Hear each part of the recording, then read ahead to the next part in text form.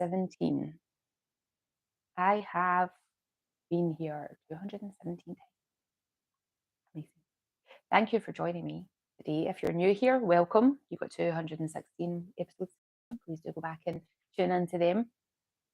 If you're a return guest, thank you so much for coming back. I do appreciate every listen and every opportunity to potentially help you learn something about yourself, help you hear somebody else's story, and just experience the world however you experience the world. So I do appreciate you very, very much.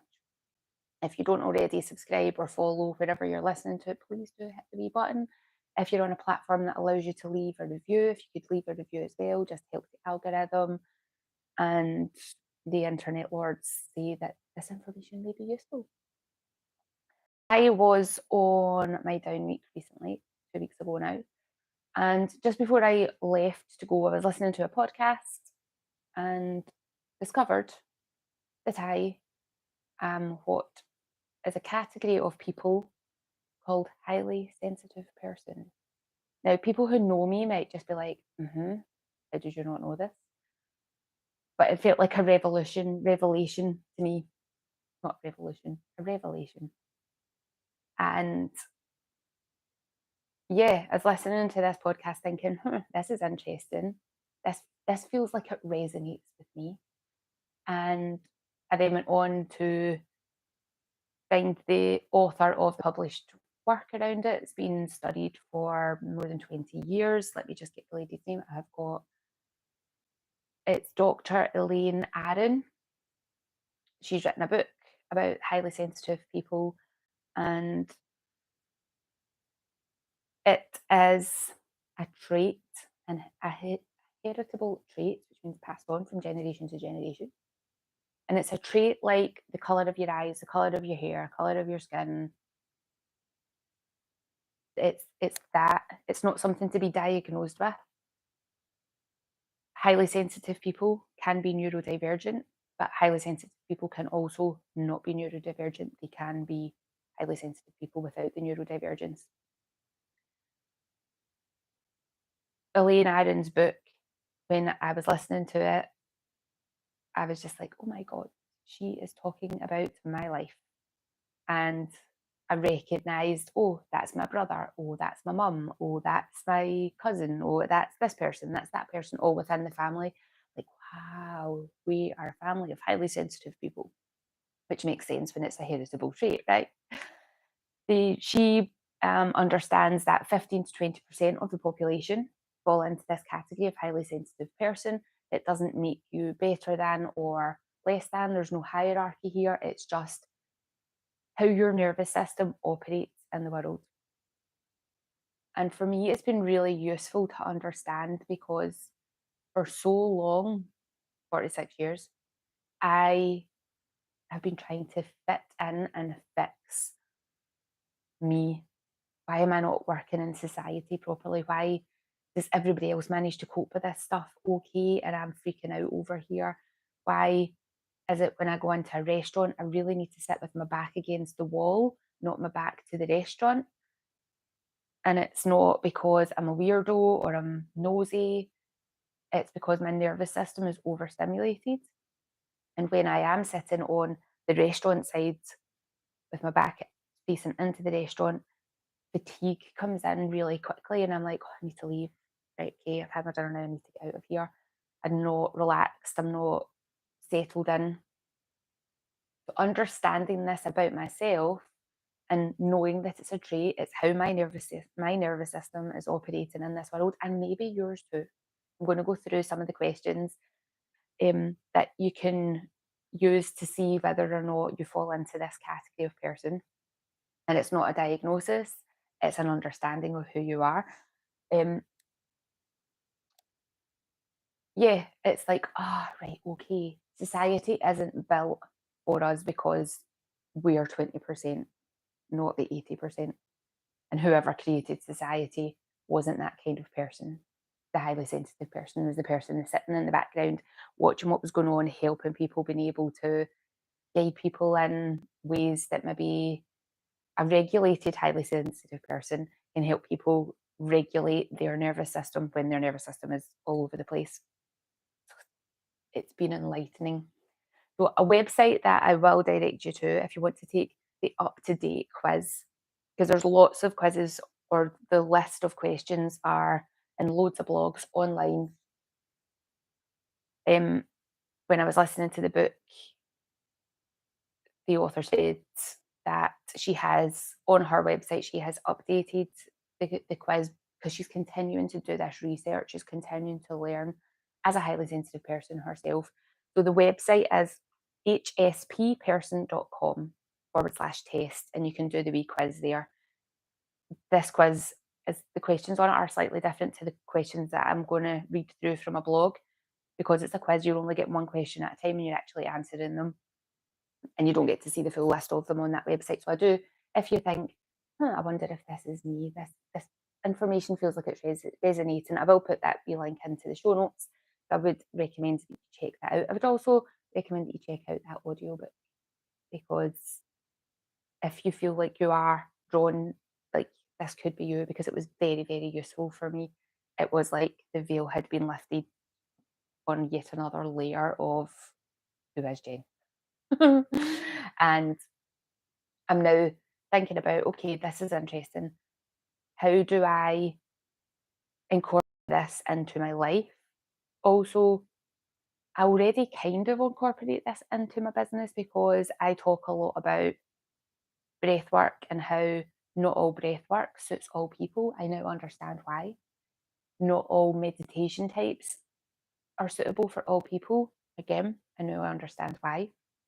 Same with movement, same with food, environmental experience. So all of these things are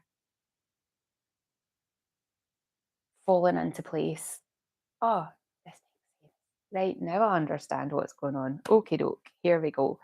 So there is a blog on Psychology Today that has the list of questions. I can't see what date this was published. The questions are different to the ones that I just answered in the hspperson.com quiz. But if you're listening to these and think, that feels like me, then maybe explore it.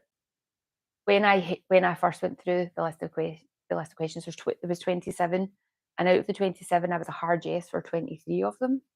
One of them was that I was a hard no, which that question's actually been taken out of the HSP test, and the other questions were sometimes, sometimes. So the list of questions that we have here on the Psychology Today website, and you would either agree, be neutral about, or disagree with them. I am easily overwhelmed by strong sensory input. The sounds, lights, people, noise, other people's moods strongly affect me. I tend to be sensitive to pain. That's the question that's been taken out, because that, to me, I was like, no, I'm not. And means that this question is maybe not as relevant. Might be for some people, but I am easily overwhelmed by things like bright lights, strong smells, coarse fabrics, sounds of sirens passing. And it might not be that you're mentally disturbed by them. You might be physiologically, you might feel like your heart rate starts to come up a bit more. You feel like your adrenaline's been released quite intensely. I notice when small things have changed in my environment, or people, do you notice if somebody has moved something? I have a friend who used to come to my house and move things intentionally to see how quickly I would notice. And usually I'd go into the toilet and I'd walk back in and I would see straight away. But he did it a few times, so I got to know that that's what he was doing. So when I came in, I would then scan the room. But yeah, I noticed when he moved things. I have a rich, complex inner life. So do you think about things? Do you have a lot of internal chatter? Do you daydream a lot? Is there a lot of inner workings going on in you? And there is 25% of the population that do not have an inner voice. I would love to be in one of those people's heads just for a day to see what it feels like. This question's also been taken out, but could be relative. How do you respond to violence on social media, TV, movies, films? Like, are you very sensitive to to witnessing that sort of thing? Deeply moved by arts and music. Loud noises, do they make you feel uncomfortable?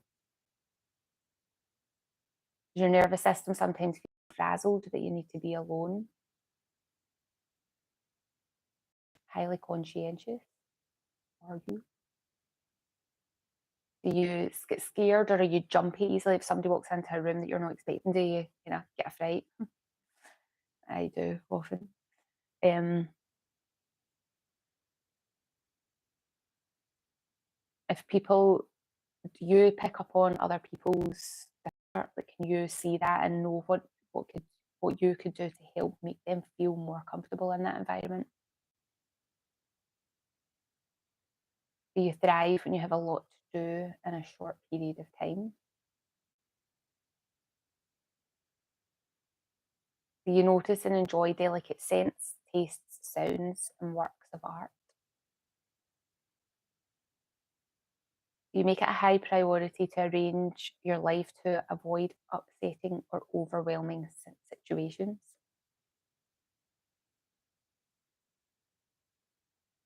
If you've had a really busy day, do you need to have a quiet, dark space to reset?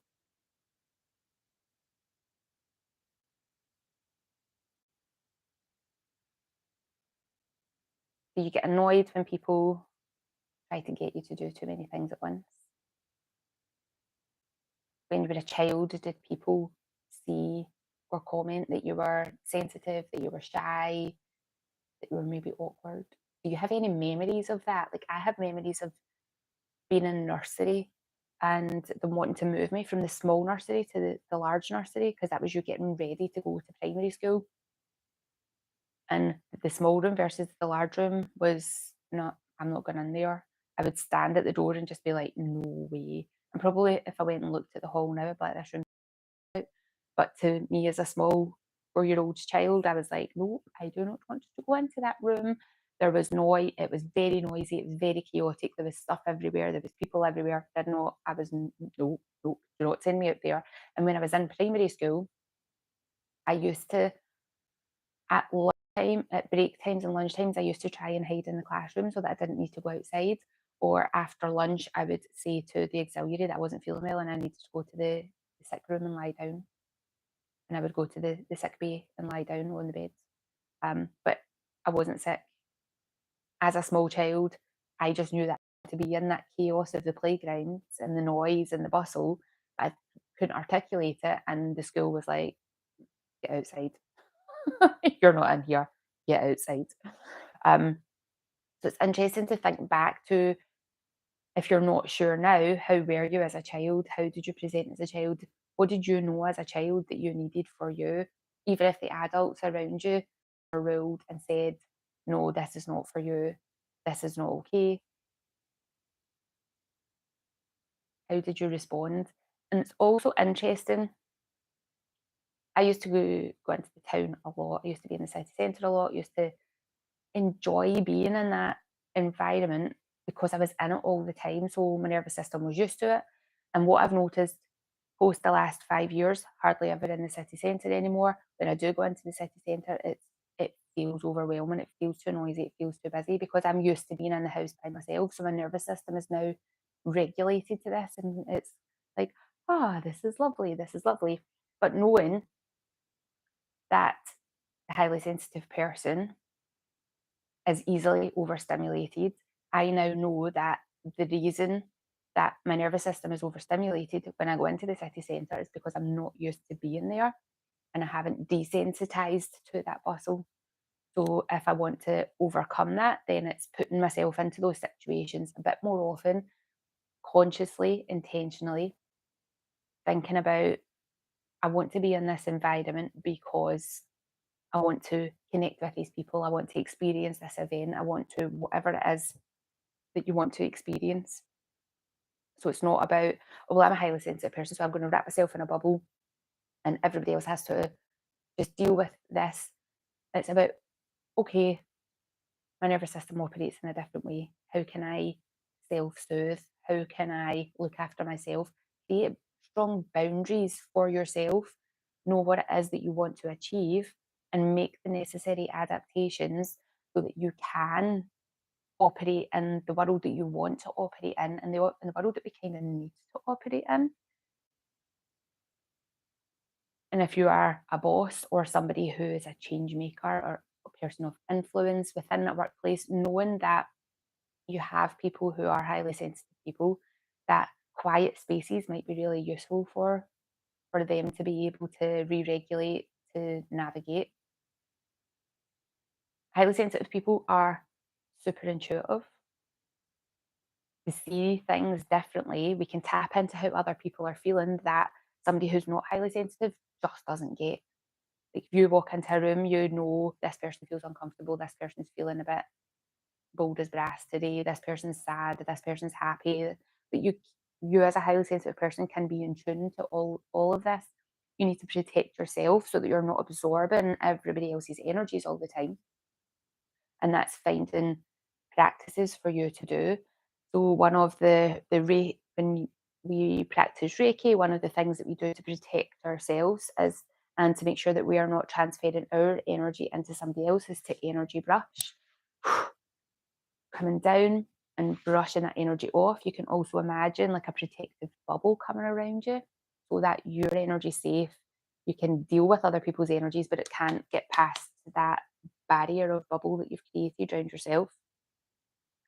These are things that you could do to help you, knowing what helps you. So I like to go to networking events, but I need to be in quiet space beforehand. When I get there, the networking events I go to are generally sitting down, so I want to sit with my back to a wall and know the networking events that work for me and the ones that don't. So the ones where each individual speaks one at a time rather than everybody in the room talking all at the same time in small groups work so well for me because all the noise going on round about, I can't really hear the person in front.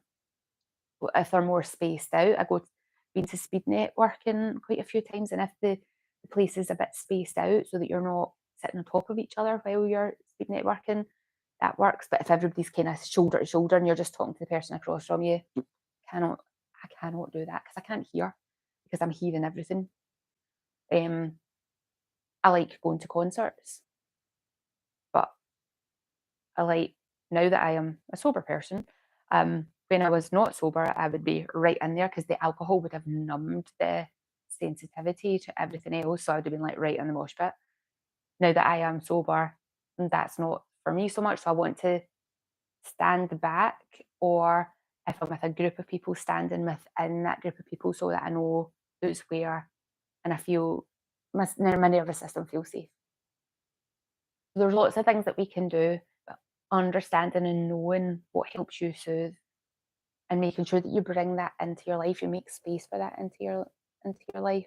When people come to me for a Reiki practice, a Reiki session, a Reiki drumming session, um, massage even, my intention is for them to be able to feel calm. And sometimes that's changing the music. And a few times I've been using the shamanic drumming playlist on Spotify quite a lot. But sometimes when somebody comes in, if I've got that music on, I'm like, this is not the right playlist for you. I'm going to change that music. And being able to read that environment and change it when I'm doing the drumming. For some people, they need a really loud drum, and the drum knows itself. Like, and be playing the drum, going like that. Wow, this is really getting noisy here. And then for other people, it stays as a really soft, rhythmic, gentle drumming. Your energy, your body knows, and it's incredible when we start to tap into this, when we start to tune into this, when we start to soothe. And although I've just learned all this stuff about myself, when I look at the content of my book, Nine Rules to Sort Your Shit, or the content of the Healing Rebel course, I have already been teaching other people this, like, do what suits you. It's just having that mirror reflected back and going, yeah, Jen, you need to do what suits you, and understanding who you are and what's going on. It has been very interesting journey over the last couple of weeks, lots of realizations, and I'm able to now think about how do I utilize this? How can I share this? How can I help other people understand this? So if you know somebody who you think this person could be highly sensitive, maybe send them this podcast, maybe say, have a wee listen and see if any of this is useful. If you think maybe I might be, do recommend going to that HSP person website and doing the quiz. Quiz, as I say, is updated from that Psychology Today questions. Questions make a little bit more sense, and are not quite so repetitive. But it's very interesting. And listen to that audiobook, The Highly Sensitive Person by Elaine Aron, Aron. Yeah, she's a psychologist who has been studying this for over 20 years. Super interesting. And yeah, if you have any questions about it, do reach out. If you want to book in for a highly sensitive person, sensitive session of access bars, Reiki sound, Reiki drumming, sound healing, massage, a bespoke treatment that we tweak it so that it's just for you, half day retreat, whatever you feel drawn to, whatever you feel called to, if you're living in the North Glasgow area or you can get to the North Glasgow area. Ladies, I am here for you. Yeah, I'm looking forward to seeing what I do with this information as I move forward in life and also in business. How can I help you with this information? So I'm going to sign off now. Thank you so much for listening to me today. Remember, the likes, the subscribes, the follows, the shares, all of these things really do help. And I'll see you in the next one. Have a beautiful day.